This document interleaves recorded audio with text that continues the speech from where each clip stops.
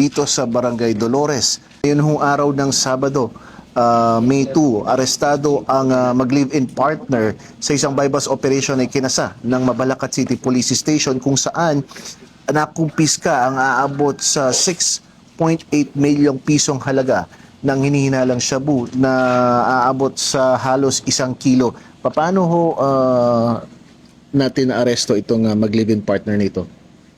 Bale, nagugat ang operasyon sa isang ibinigay na impormasyon ng ating reliable asset. Opo.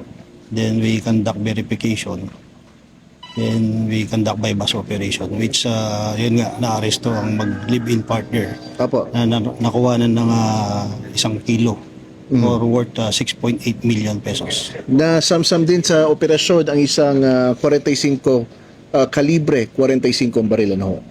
Opo, nakakuha rin po ng isang caliber 45, kaya maliban dun sa RA 9165, meron din siyang RA 10591 na kaharapin na kaso. Okay. Sa aming likuran mga kaibigan, ay nakikita yung ninyo ay sinasagawa itong inventaryo ng mga ebidensya na nakumpiska mula dito sa mag-live-in partner. At nandito rin ho sa area si Kapitan Jerry Tanglaw ng Barangay Dolores sa Mabalacat City. Parang sa tagal ko na nanunungkulan dito, ngayon lang ako nakakita ng ganong kalaking droga.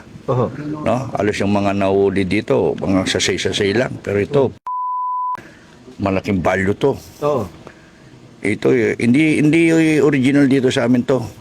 No? Ito mag-asawa. Hindi original yan. Oo. No? Nakabili lang sila dito. Bago pa lang dito yan. Opo. Kaya nagtataka ako bakit may ganyan. Oo.